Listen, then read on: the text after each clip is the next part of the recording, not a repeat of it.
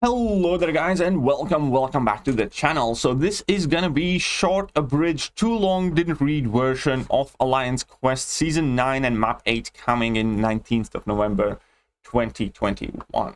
Things that you need to know most importantly. Map 8 is gonna be introduced. It's gonna have two final bosses. Section 1 is gonna have 7 parts, so 3 free players. Section 2 is gonna have 10 parts, and Section 3 is gonna have 8 parts. So still every single player in the battle group must be present in order to be able to clear this map, which has been obviously the trend for map 7 and even before that. Interesting thing is we're going to have 2 bosses instead of 1. Now we're going to have new mechanic that's going to be these crossfight buffs for your lanes and for boss fights. Now not entirely sold on them. I think I can get behind lane killer crossfights. Boss killer crossfights is something that I will definitely talk more in depth in the longer version of this video, but there will be some new mechanics that you can benefit from. It's going to be, well, trial and error to see how well it works. However, and with that, there is a description of all of these buffs. I will leave a link in my video description so you can go and check it out. But I will be covering them later on in more detail as well. Right. What you need to know, there's going to be a new set of themed global buffs, which is extremely lazy. I'm not even going to muck around. They have done a shit job here because they have done no job here. They have literally typed in control, replace mutant with science and X-Men with Spider-Verse.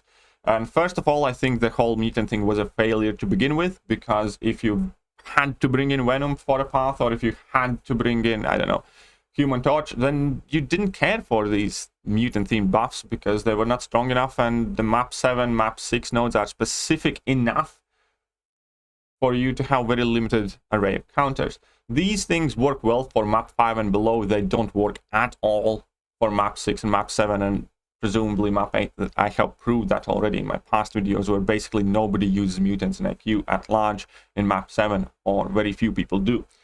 But anyways, the buffs are exactly the same ones, and that is the second disappointing thing. They have not changed anything. They have just replaced the word mutant with science. They have replaced the word X-Men with symbiote, Sinister Six, and Spider-Verse heroes. And even this Say Uncle thing, where they are taking away the passive fury from Cyclops and giving it to OG Spider-Man, I presume. So yeah, it's not great. It really isn't. Not much work has gone in there. Neither has much work gone in repurposed mini and final bosses from previous seasons. And map 8 only has 1 mini boss everywhere. That's going to be Nimrod. Map 7 is going to have Magneto, Sasquatch, and Annihilus, so on and so forth. And final bosses are going to be, depending per map, either Penny Parker or Spider-Man 2099. So we're going to, map 6 is Spider-Man 2099, map 7 is Penny Parker, map 8 is both of them. So we're going to have new final bosses, and again, as mentioned before, map 8 has 2 of the final bosses. What you also need to know is that Alliance entry cost is coming back, and for map 7, as it always has been, it is 150 tickets total. Map 8 is 300 tickets total, which again, in my personal opinion, is too much to begin with, which is going to prevent a lot of people from entering there, and which is going to be just in generally a huge disincentive for people to try it out in the first place. So I think when the map 8 is going to come out, not a lot of alliances are actually going to run it, or at the very least they won't run it like three battle groups 5 days in a row, because it just costs so much. I think they should get away with entry costs to begin with, just like an Alliance War. And if they don't, they need to change the economy, because gold issues is still a problem for a group of players. So I think they're kind of shooting themselves in the foot. They're doing all this work, and at the same time they're making sure that as little people try out map 8 as possible because of the doubled entry cost. Removal of the Corvus timeout method of map 8 only. This is definitely going to be a different, separate video segment where we're going to talk about why people time out with the Corvus to begin with, whether this is the right time to remove it with all the game crashing and parry and dex issues, and also how it's going to affect champions with very, very similar abilities. So that you need to know. If you are playing map 7 or below, this does not affect you. So that's going to be vast majority of the people. But if you are somebody who is willing to try out map 8, this is something you definitely need to be aware of. Corvus timeout method is not going to work, which is yet another incentive in a form not to play map 8 initially on top of the super high expensive map entry cost. Perhaps your saving grace of potion and revive saving is also going away. So again, Kabam has done that much work in creating map 8, but they're doing whatever they can to make sure people do not try out for it. Now let's talk rewards real quick, and there is a quite substantial reward increase for rank rewards versus top ranking alliance is going to get 25% tier 5 CC every week, so that's going to be a ton. There's addition of tier 6 basics and tier 3 alpha fragments for up to first 45 alliances, which I know will not affect too many people. But there is a positive that I want to specifically point out. Right now, New Nation ranks in 11th to 20th bracket, basically. We finished 15th, I believe, last IQ. And we get 8% tier 5 CC per alliance series from rank rewards. That's going to be bumped up to 20, so that's more than double. But perhaps, in my opinion, most importantly, we can see that the 8% fragments now are going to be available from spot 250 to spot 500. These are the spots that people who don't even play map 7 are getting, in my opinion.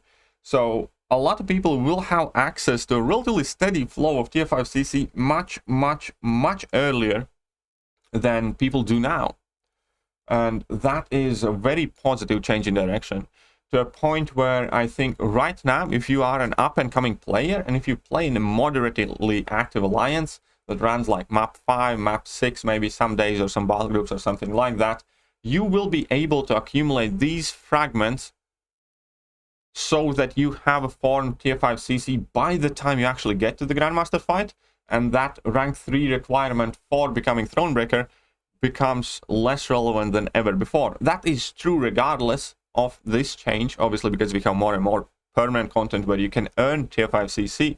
But now you, I feel, will not even have to really think or focus on the tier 5 CC part.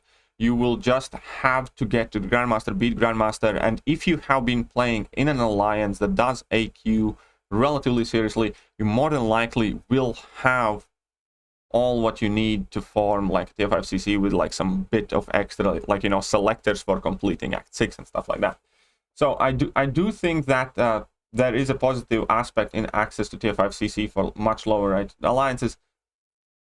However, tier 5 basic shortage is real, and increase in tier 5 basics is definitely nowhere near big enough. There is an update to milestone rewards where we're going to get map 8 crystals. We don't know what's in them, but, you know, it is what it is. We'll see when time comes. There is no current update to Glory Store or to Honor Rewards. So we'll see where that goes. So I kept this one brief. I will make a similar version of this video, just extended, where I give a bit more of my opinions, and then we're going to talk separately about a few other issues. So stay tuned for those videos. See you guys soon.